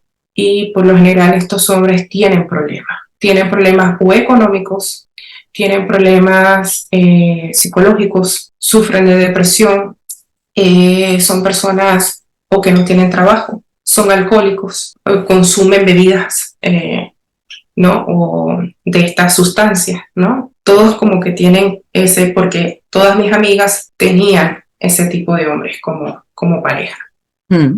Entonces, sí, lo que es importante es que también aclaremos que estos personajes no tienen empatía, remordimientos, son irresponsables, juegan con las personas, disfrutan haciéndolo y van a cazar a sus víctimas y son depredadores. Y eso es lo más importante que hay que entender. Porque eso de que sufren de depresión, cuidado. Eso de que son pobres personas, cuidado. La realidad es otra, son depredadores. Sí. Así es como ellos te manipulan, ¿no? Y así es como mis amigas también, ellas sintieron empatía por ellos. Eso es. Y ellas también dijeron que ellas no podían, no leyeron las banderitas rojas cuando las debieron haber leído, ¿no? Y que, de hecho, hay una amiga mía que dice que ella le reprocha mucho a la familia de su marido, porque ella todavía está casada con él, porque ellos no le dijeron nada a ella, no le dijeron quién era él en realidad. Ella tenía un buen empleo, ella viene de Perú, tenía un buen empleo, era jefa, que esa es la otra cosa, ¿no? Que la gente piensa que estas muchachas eran pobres. No tiene por qué. No, la otra muchacha que yo conocí que fue de Brasil, es de Brasil. Ella estaba estudiando odontología, o sea, esta gente preparada, esta gente que ha estado en la universidad o que tenía buenos trabajos y que no tenía nada que venir a buscar aquí en Noruega. Exacto. Nada. Es que cualquiera puede ser una víctima de un personaje de estos, pero un psicópata busca sacar algo de una víctima y cuantas más cosas tenga esta víctima para sacarle, más disfruta en su juego de depredación, ¿no? Y sí, muchos se buscan personas que son muy capaces y las incapacitan con el maltrato. Y eso es lo que disfrutan haciendo, controlando a personas que en principio son difíciles de controlar. Pero fíjate, se sienten poderosos haciendo esto. Y por eso te encontraste con estos casos. Y los hay muchos. Lamentablemente, Marta. Porque, o sea, las amistades que yo tengo vienen de esos refugios. Y las familias, lo que comentas, de ellos son monos voladores, de ellos también manipulados por ellos. Entonces, Sí. Ellos no saben quién tienen. o si lo saben, son cómplices, porque es mi hijo, ¿no? Aunque sea un psicópata. Sí, es verdad. Porque yo una vez, tú que comentas ahorita eso, yo se lo dije a mi ex suegra, pero es que tu hijo no me quería dar comida, él no me quería dar la tarjeta para que yo fuese a comer. Y ella me dijo, mi hijo nunca te dejaría sin comida, nunca. No. Ese gaslighting que te hace ella, fíjate, porque nadie valida tu verdad. Eres tú la que intentas explicar tu verdad y constantemente te dicen, no, tú estás equivocada, tú estás mal. Y es que te vas hundiendo cada vez más en esa distorsión terrible. En este refugio, Marta, uno hace distintas actividades, yo hace muchas actividades con los niños, los llevan de paseo, ¿no? Y tú tienes que participar en eso, tú puedes salir, pero tienes que decir cuándo vas a llegar o reportarte. Muchas veces, bueno, hubo una vez que yo le pedí, oye, mira, voy a ir a Seguridad Social, porque ustedes me dijeron que tenía que ir para allá, para que ellos me dijeran qué derechos tengo yo, ¿no? Y yo agradecería que por favor ustedes, si me pudiesen cuidar al niño, porque así me movilizo más rápido. Yo puedo pasar hambre, ¿verdad? No me importa, pero mientras voy resolviendo, ¿no? O sea, me voy, porque me tenía que movilizar, tenía que caminar, tenía que movilizarme en autobús, ¿no? Entonces, si ustedes se pueden quedar un rato con el niño, yo voy y vengo. No. Ellas no hacían eso por ti, ellas no, cero empatía. Hubo una vez que yo les conté, porque el padre quiere tener visitas con el niño, fui a entregarle al niño y cuando él se estaba yendo, casi que me tira el carro encima. O sea, cuando estaba él como que yéndose ya con el niño, está echando para atrás y para adelante porque es una calle ciega y entonces él casi me da. Eso no puede ser casualidad, les dije yo. Seguramente no. Allí no había psicólogo, allí no hay nadie con lo cual tú puedas hablar. Ni abogados, nada. Ellos te consiguen unos abogados. Vale. Que los colocan. Allí fue cuando yo puse la denuncia de que él me había pegado, de todos los maltratos que él me había hecho, porque yo estaba en ese refugio. Yo me acuerdo que como yo hablaba inglés, ellos tenían que utilizar un traductor, una persona que traducía al noruego. Y yo tenía la abogada y cuando yo estaba dando mi declaración y todo eso, yo dije, mira, eso pasó también en Venezuela, ellos deben de tener constancia de eso allí, de que yo estuve tal día allá. O sea, yo dije todo cómo pasó. A él lo entrevistaron, lo llamó la policía, al caso lo cerraron. Porque no habían pruebas suficientes y porque él negó todo el tiempo que él me había pegado. Él dijo que él nunca me había levantado la mano, que la histérica era yo, que él nunca había hecho nada. El caso se cerró. En ese tiempo en que yo vivía en el refugio, él se comportó bien. Él no estaba, a excepción de ese día que casi que me tira el carro, no estaba ni agresivo, no estaba... De hecho, él se comunicó con mi mamá y le dijo, suegra, tu hija no me permite ver a mi hijo. Y no era que yo no se lo permitía, sino que la abogada me dijo, mira, como esto es un caso de violencia doméstica, hay que resguardar al niño, por lo tanto él no va a tener visitas por lo pronto y ahorita no. Pero no es que yo te recomiendo que hagas eso, ¿no? Yo siempre y yo la escuchaba a ella, o sea, yo no voy a escucharlo a él, ¿no? Ya estaba cansada de escucharlo a él. No.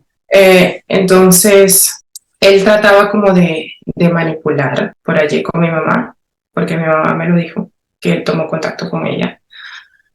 Como no logró nada con mi mamá, él volvió a llamar a Protección al Niño. Y él les dijo que yo ahora estaba viviendo sola con mi hijo, que quién sabe en qué condiciones, quién sabe qué estaría yo haciendo con mi hijo, si mi hijo sufre. Llegó Protección al Niño allá.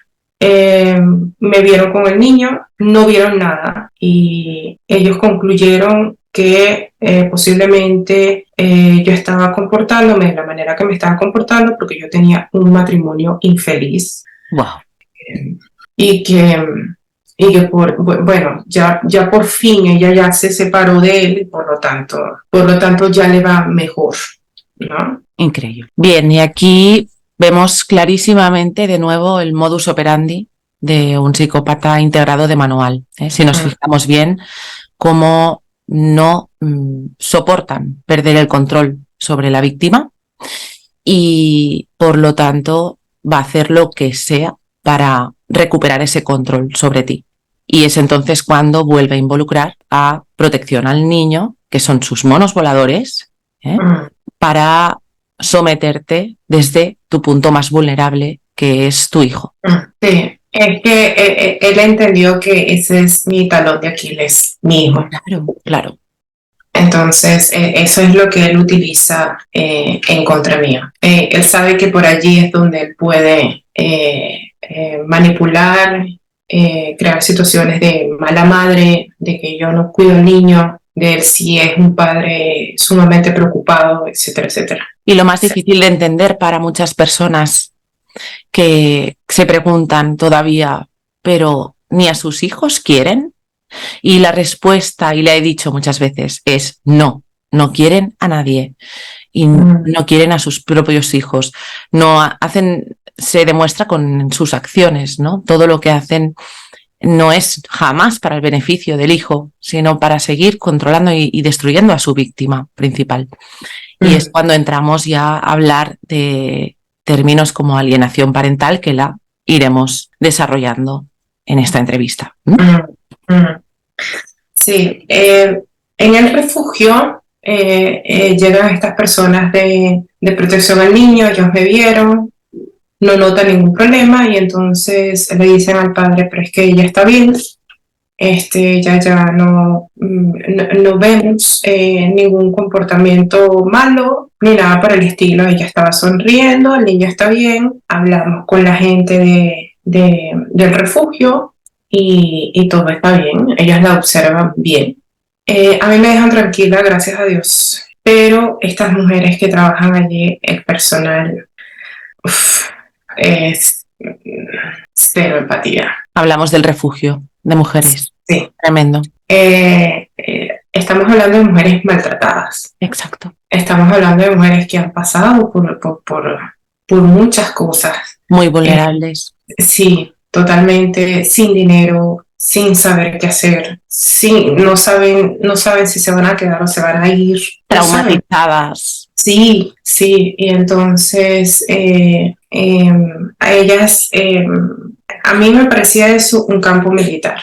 Allí no importaba qué tan mal tú estabas, allí lo importante era que tú tenías que limpiar, tenías que cocinar, tenías que hacer tus tareas, sacar la basura, y cuando tú cocinabas no para ti, cocinabas para todo el mundo, ¿no? Entonces tenías que cocinar como para 20 personas. Cuando ibas a hacer el mercado, igual, yo cuando hacía el mercado, yo me llevaba a mi hijo conmigo y hacía el mercado con él, ¿no? Y traerte todas esas bolsas y todo contigo, ¿no?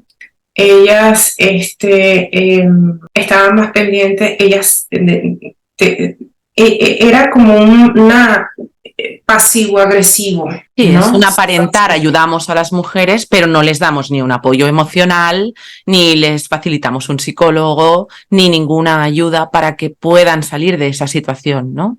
Nos interesa de cara a la galería decir que, mira, somos un refugio que ayudamos a las mujeres, pero es una fachada. Es terrible. No todos los refugios, imagino, no todos los refugios son así, pero estamos hablando de este en concreto y hay muchísimos casos que muchas mujeres que pueden hablar y describen lo mismo que estás describiendo tú. Por eso es algo que llama la atención. ¿eh? No, y lo que más me sorprende también es que nadie tiene tiempo para ti. Uh-huh. O sea, el personal. Sí, estás Ellas, sola. ellas estaban pendientes de hacer sus reuniones, y si tú te quejas, porque eso es algo que yo he vivido muchas veces, si te quejas, tú eres la conflictiva, tú eres la que, como te atreves a decirnos a nosotros que nosotros no cumplimos con nuestro papel, con nuestro rol, con nuestro trabajo, ¿no? Entonces es sumamente delicado porque otra vez, o sea, ya eres víctima, te vuelven a revictimizar de alguna manera porque es que Sí, sí. estás sola.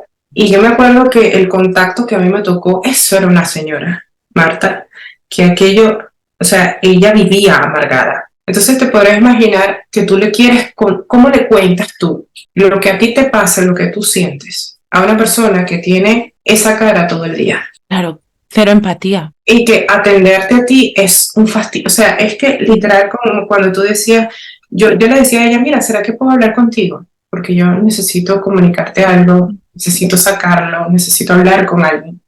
Porque también es difícil, o sea, entre nosotras, las muchachas que estábamos allí, nos entendíamos y nos apoyábamos, y entonces, pero, o sea, ella también tiene sus problemas, ¿tú me entiendes? ¿No? Entonces, de repente ella está lidiando con un tipo agresivo y todavía tienes que lidiar porque tienes hijos con él, ¿verdad?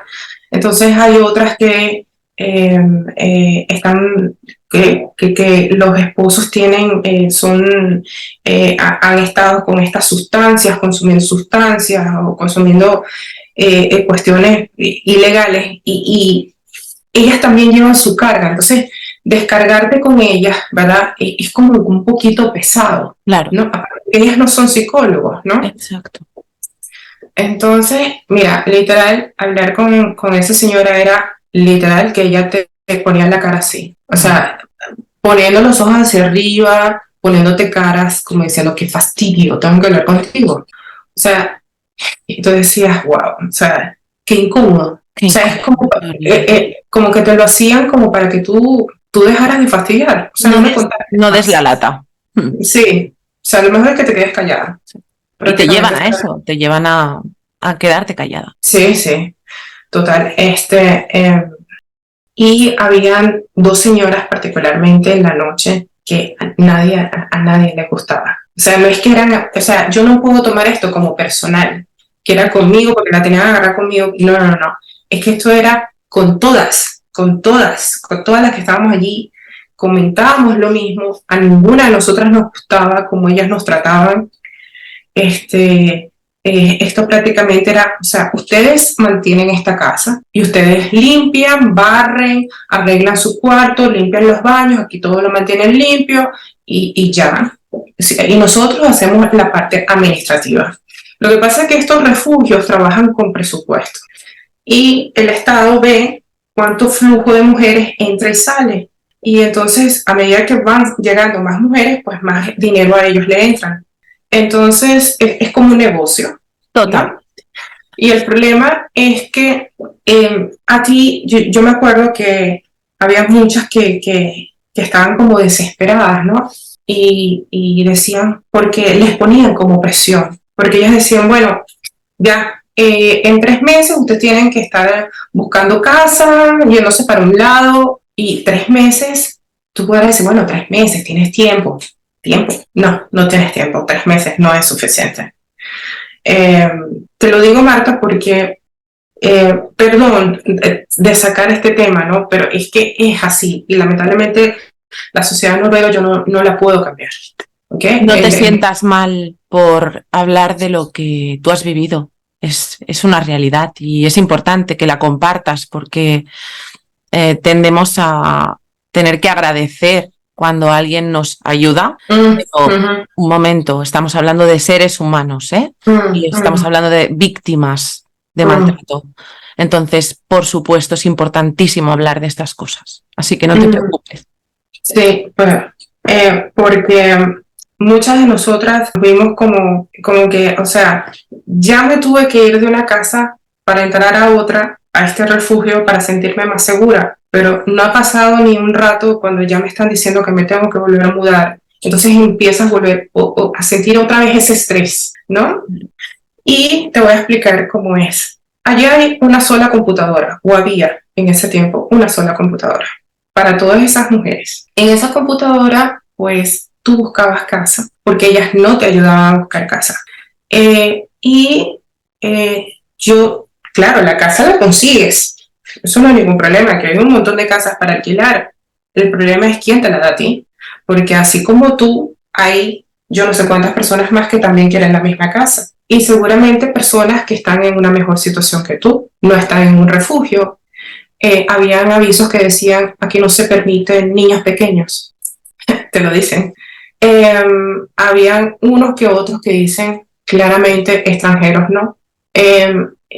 Como tú no tienes dinero, tú tienes que ir tú vives de la seguridad social. Y la seguridad social aquí funciona dependiendo de, ellos te dan y te ayudan dependiendo de la comuna donde vivas, del municipio, el ayuntamiento donde vivas. Si tu ayuntamiento es un poquito más caro que el otro, entonces te pagan un poquito más, ¿no? Porque las rentas de un sitio a otro varían el precio. Entonces, pero ese monto es un monto que para conseguir una casa bajo ese precio tienes que vivir en un sótano. Sí, te dan algo irrisorio, ¿no? Sí, totalmente. O sea, y cuando tú vas a alquilar aquí una casa, ellos te dicen, bueno, nosotros queremos 2 meses de garantía, 3 meses de garantía. ¿De dónde sacas ese dinero, Marta? No lo tenías. No tienes. Entonces, cuando tú le decías a ellos, mira, yo estoy viviendo en la seguridad social, eso es como tú decirles a ellos, déjame vivir gratis. Sí, soy una delincuente, casi. Sí. O sea, ellos no quieren ese tipo de personas, ellos quieren su dinero todos los meses. Y esa garantía, con la seguridad social, ellos no te dan dinero. Ellos lo que te dan es, o le dan al dueño de la casa una garantía por papel de que si yo, por ejemplo, llego a dañar ese inmueble, a ellos se les va a resarcir el daño, a ellos no les depositan dinero. Y lo que quiere la gente es el dinero, sí. No quieren un papel. Claro, sí, sí. Entonces, sumamente delicado. O sea, las tienes todas de perder. Sí. Mira, allí fue cuando yo alcé la voz, porque ninguna de nosotras podía conseguir casa, ninguna, porque todas veníamos de una situación donde había una que sí, ella trabajaba, que es esa muchacha peruana que yo te digo. Ella, y todavía sigue siendo amiga mía, yo la quiero mucho, ella es muy buena, y ella todavía sigue casada con ese señor que consume. Qué pena. Sí, pero ella en ese momento ya estaba trabajando en la policía. Y ella estaba haciendo como una especie por unos meses, estaba nada más allí por un periodo de tiempo. Y yo le cuento a ella lo que pasó, yo mira, él era así, todo lo de mi ex marido. Y ella dice, oye, déjame averiguar, ¿cuál es el número de él? Como su número de identidad. Yo se lo doy y ella me dice, ¿tú estás segura de que no tiene antecedentes penales, policiales? Y le digo, mira, no, yo no, o sea, el consumo de estas sustancias, pero no sé más nada, y de que él a mí me maltrató, pero no sé más nada. Déjame averiguar. Y ella me hizo el favor de averiguarme, una cosa que no se puede hacer, pero ella lo hizo, nada más para ayudarme a mí. ¿Y qué se debería poder hacer? Sí, completamente, Marta, porque este tipo de seres no deberían de traer mujeres de otros países para acá, porque esto es un círculo vicioso, esto se repite y se vuelve a repetir y se vuelve. Tú no sabes cuántas veces yo he visto a los mismos hombres de estas mismas mujeres trayéndose otra vez otras mujeres, sí. Y haciendo lo mismo una y otra vez, y aquí la policía no hace nada, ni el sistema hace nada. Sí. Y yo digo, ya va, pero ¿cómo ustedes pueden ser tan ciegos o no quieren ver? Exacto, no pueden permitir esto, ¿no? Debería ser completamente, o sea, prohibido. Claro. ¿Y qué descubrió tu amiga? Ella descubrió que ella me lo leyó, porque repito, yo no sabía noruego, ella sí. Y ella trajo el papel y me lo leyó.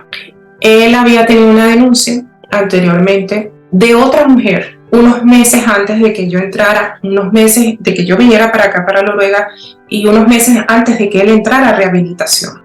Esa mujer era noruega, según él era concubina, ellos vivían juntos, y mira, cuando ella describió lo que esa mujer, cómo ella puso la denuncia, que fue lo que ella sufrió en la policía, yo me quedé con la boca abierta.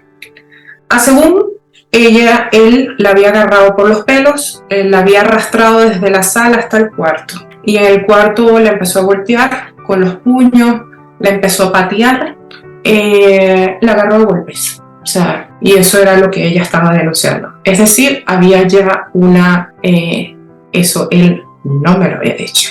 Por supuesto que no. Eso él a mí totalmente me lo... Si mi amiga no me lo dice, yo no lo sabías.